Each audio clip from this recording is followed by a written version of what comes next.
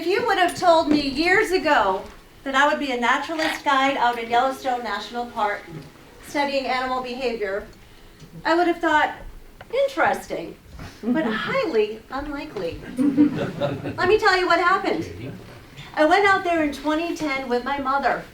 She gave me that gift for Christmas in 2009. So in 2010, we went out there to the Lamar Valley Buffalo Ranch, which is the Yellowstone Institute. And we spent 1 week with a biologist guide who took us out to see animals every day. We're learning about the animals, we're having a fantastic time, but it's only a week. We head back, but on our way back, my mom and I would have an experience seeing an entire wolf pack by ourselves. It was unbelievable. I would take that memory back with me.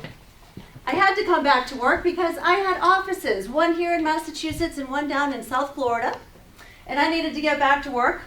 I would work for the next 3.5 years, burn out, sell my business, and I was driving down the road in Boca Raton, I'm sure some of you know Boca Raton, South Florida, concrete jungle, and I was trying to figure out what I was going to do next. It was May of 2014, almost 4 years after I had been in Yellowstone.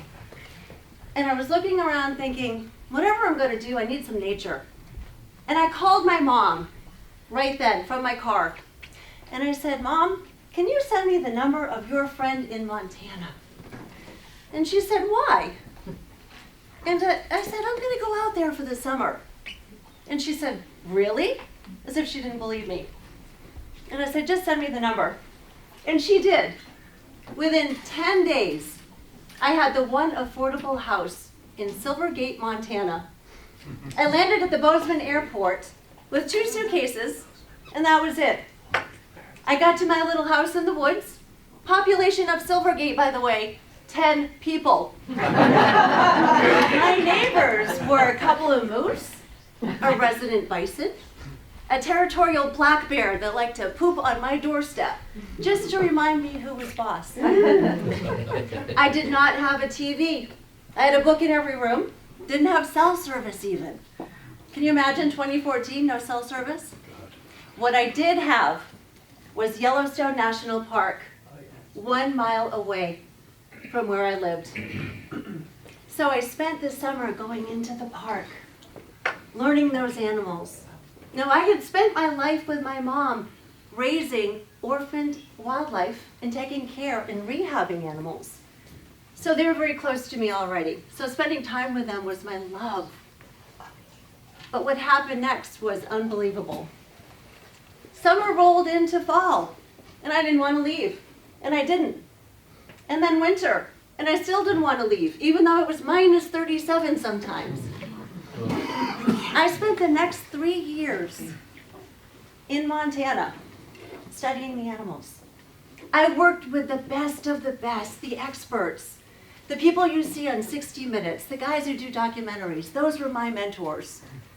Somehow, I wound up living next to Rick McIntyre, who's the top wolf educator in the world. He, by the way, is from Billerica. So we had a close connection, lots of different connections.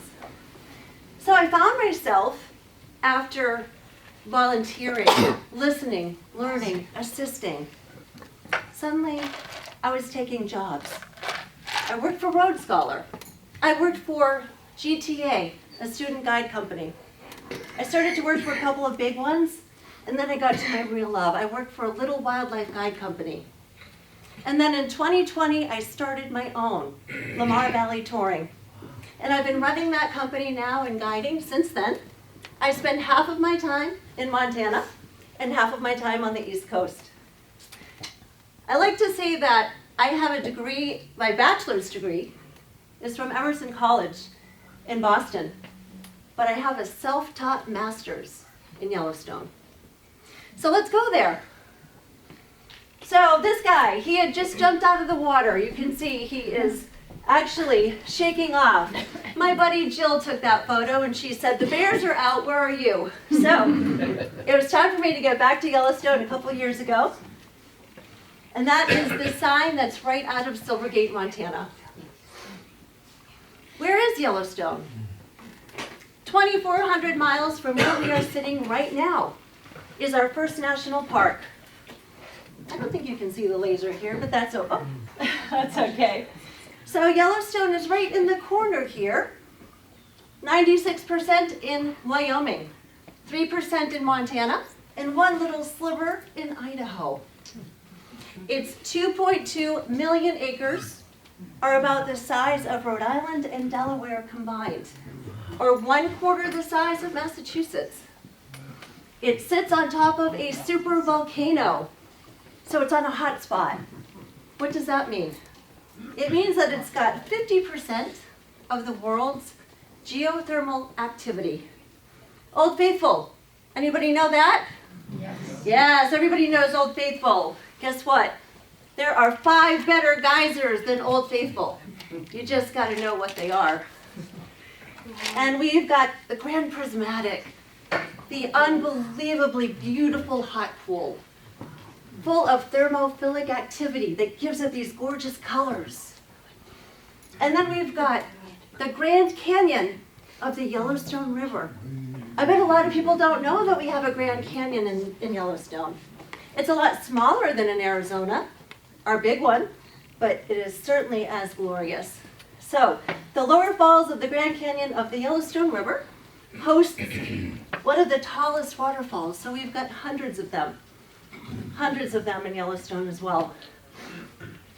So between the geothermals, the waterfalls, cowboy history, ecology, Native American culture, Yellowstone has so much to offer.